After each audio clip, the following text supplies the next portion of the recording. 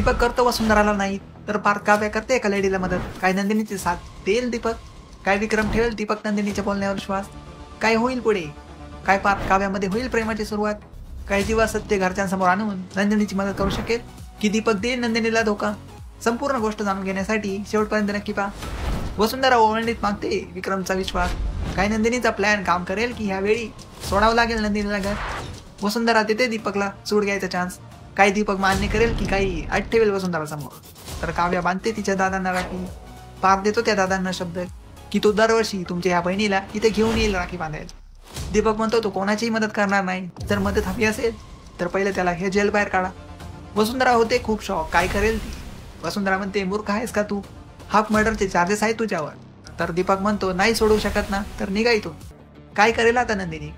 काय मदतीच्या बदले दीपकला सोडवेल की लग्न करेल दीपकशी? काय अट ठेवेल दीपक नंदिनी समोर?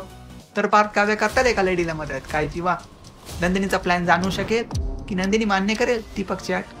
काय नंदिनी हे सगळं करून समोर येईल वसुंधराचं सत्य की दीपक देईल धोका? पाहत राहा लग्नानंतर होईलच प्रेम.